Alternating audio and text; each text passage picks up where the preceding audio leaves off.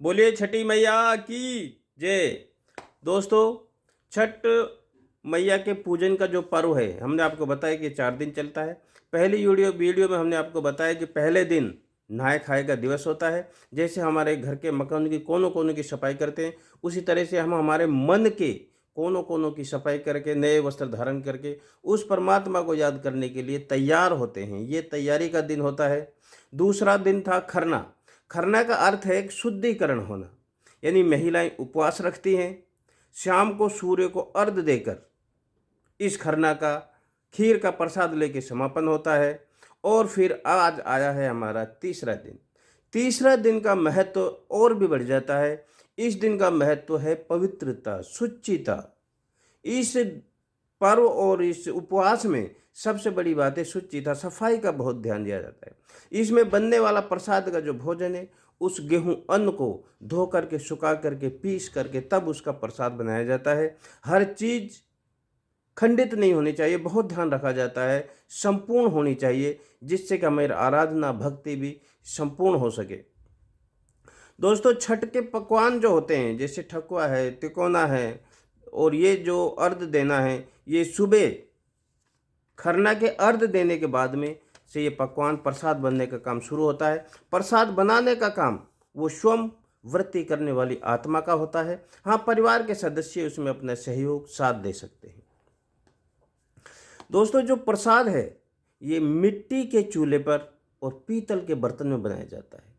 एक एक चीज का बहुत ध्यान रखा जाता है। यही एक ऐसा व्रत है पूरे संसार में जो डूबते हुए सूरज को अर्घ दिया जाता है। यह है इसकी विशेषता, उसका महत्व है, वो सब अलग अलग वर्णन में आपको बताएंगे। देखिए, इसी दिन तय हो जाता है कि जो व्रती आत्मा है वो किस स्थान पर बैठेगी, साधना करेगी, सोएगी, लेटेगी। वो वहीं पर उसको बैठना, आराम करना, सोना, वो जगह एक फिक्स होती है, वो एक कोना होता है। क्योंकि उसके आत्मा में वाइब्रेशन बनने लगते हैं, क्योंकि वे 24 घंटा निर्जला व्रत करके उस परमात्मा की याद में रहते हैं।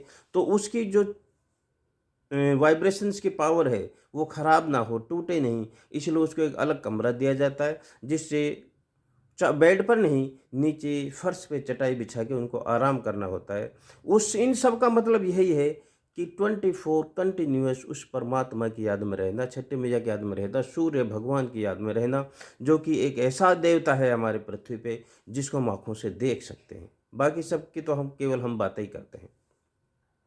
दोस्तों, पूरे दिन निर्जला व्रत रहकर महिलाएं बांस के सूप या झला में ठकुआ, कोनिया, प्रसाद, फल जो भी होता है रख करके, अगरबत्ती, मोमबत्ती, धूप बत्ती लगा करके परिक्रमा दी जाती है सूर्य को अर्घ देने के लिए। शाम को तीसरे दिन का है ये प्रोग्राम।